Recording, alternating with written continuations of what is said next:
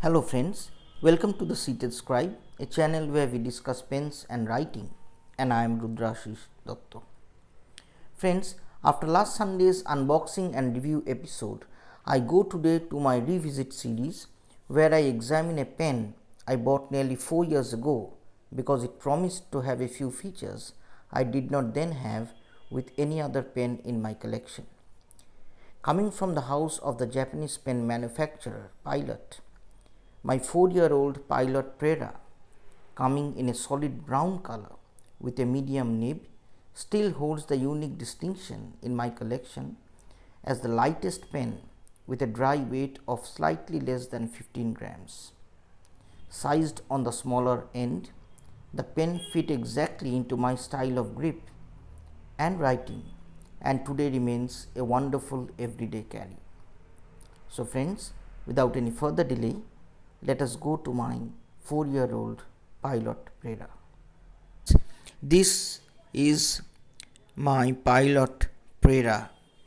Sorry, as you can see friends, unlike the Prera pens which are sold these days, which offer a transparent experience, here I have this pen in solid brown color.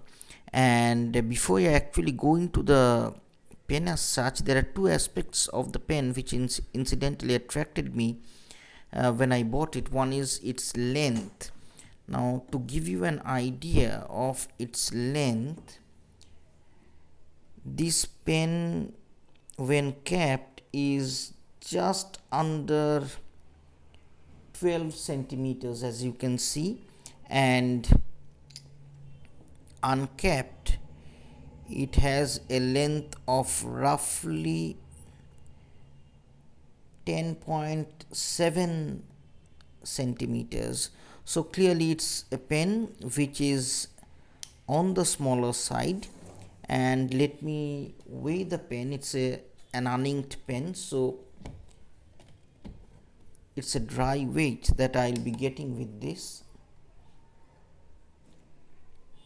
So with the cap on, the pen weighs 15.70 grams, and without the cap the pen weighs a meager 7.73 grams. So in fact, these are the two reasons why I was attracted to Pilot Prera when I purchased it. Now, this pen has a snap cap mechanism, as you can hear. So this is it. It snaps shut, and this is an airtight mechanism inside, which I will show you. Now let me go to the cap of the pen. Well, the finial it's a metallic chrome finish. It's flat except for a circular design, and there is a chrome band at this place. And if you can see the clip, friends, the clip is having a unique shape here. It protrudes out and then flattens in gradually to form some form of a gentle arc, and it's a functional clip. It's not spring loaded as such, but it's a functional clip, slightly on the stiffer side, but nevertheless functional. And at just above this chrome band we have Prera written on it, and on the other end of it we have Pilot Japan. So the other aspect of this cap, which incidentally is also a favorite among most users of Pilot pens, is, if you can see, there is an inner white plastic jacket which somehow fits snug into this part of the grip, thereby sealing this section entirely when the pen is clipped shut. So every time, even after a long storage, when we open this pen, the ink goes onto the paper without any fuss. So it doesn't dry, and this is one of the specialities of pilot snap cap mechanisms. So with regard to the pen, as you can see, I have not put out this sticker. It's a medium nib pen and hence that M. And if we look at the nib, let me focus it for you. The nib is a typical steel nib from Pilot with the M inscribed at its base, indicating that this is a medium nib. Incidentally, as you may know, the Japanese nib widths are slightly on the narrower side compared to the Western nib widths. So a medium in a Pilot pen would approximate the nib width of a fine and a medium, somewhere in between in a Western pen brand's nib. So this is one aspect of the nib. The other end is, it's a plastic feed. And with regard to the gripping section, this section, it has a flare at this end where the chrome band serves as a junction between the nib and the grip. The flare slightly tapers down and then gradually tapers out into another band, which is actually the junction where the barrel section meets the grip section. And at the other end, we have a band roughly around a centimeter away from the flat finial of the other end, and this is actually a non-functional band or section. So to open it, it opens in just under 3 rotations to give us a con 40 converter. This is a con 40 converter which has, well, I washed it before this review, so there is some water inside. They have put in these metal balls as agitators, and it's not a large converter as such. It holds quite a decent amount of ink, not much, but this is a very, very functional converter, and it's a proprietary converter from Pilot. So this is it. And with regard to the barrel section is plain plastic. It's plain plastic, but to inform you, I have, well, unintentionally subjected this pen to a number of rough uses or accidents, and this resin stood out without a crack or even scratches. As you can see, it's a 4-year-old pen which I use quite often, and there is hardly a hint of a scratch anywhere in either the cap of the pen or the body. So this is one aspect of this pen which appears interesting to me today.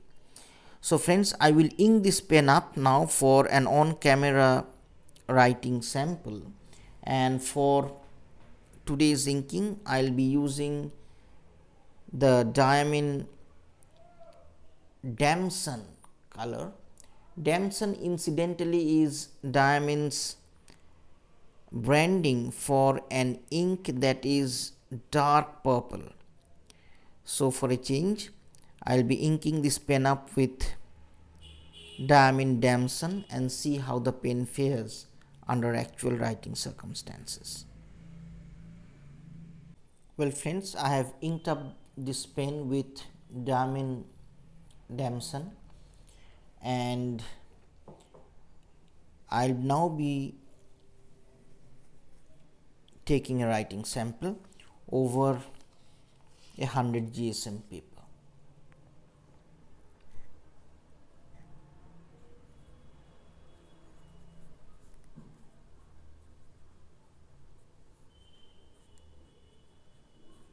Well, this pen has been writing very smoothly all these 4 years, right out of the box, with no fuss whatsoever.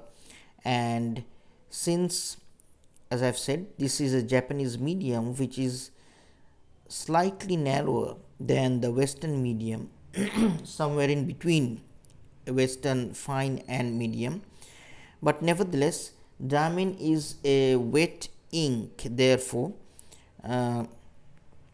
the usual experience is a slightly wetter than normal ink delivery, and the ink is diamine damson, which is, well, in our color parlance, dark purple. Well, see, there is just that hint of a feedback, but it's not a feedback that is bothersome by any account. In fact, it's a satisfactory feedback, that feeling that many of us desire when we put a fountain pen to paper. So with regard to the wetness, as I've said, it's a wetter than average ink, but nevertheless the Prera in the medium usually delivers quite a liberal amount of ink on paper, and therefore there is no scratchiness that usually is involved in drier inks on a Japanese medium or a Japanese fine. It's a very, very smooth writer, and since the nib is a steel nib with no flex whatsoever, we don't expect any nib width variations out of this particular pen. As we can see, the upstrokes are slightly thinner than the downstrokes, but nevertheless that is not a functional difference as such that may be required for calligraphy type use. Otherwise, this is a pen that writes very smoothly and delivers just that right amount of ink on paper. And there is another issue with regard to this pen. As you can see, I have a medium sized hand. The end of the pen is it just fits my hand normally, but for others who may have larger hands, perhaps they would do well to use the pen posted. And this pen incidentally posts very securely. It posts very securely, and well, posting is a bit uncomfortable for me. It is slightly longish, but nevertheless for those who may prefer the pen posted, they can usually post it. And since the cap weighs around 6.5 to 7 grams, it will never outweigh the pen backwards. So this is the Pilot Prera for you, and I use it as an everyday carry, especially in situations where fast note taking is necessary, because the pen is extremely light. In fact, it's the lightest pen I have in my collection, and the grip size is just appropriate to give a writer a near universal control over the pen. So these are the reasons why Pilot Prera is an everyday carry, well, across Pilot fans across the world. And well, I still believe that a Pilot Prera is a pen, though it is closer to the starter side This is a pen that can easily be passed from a generation to the next without much fuss, without, well, prospect of any damage through reasonable use. So thank you friends for watching my revisit series of the Pilot Prera. I'll be back next Sunday with another unboxing and review. Till then, stay safe and goodbye.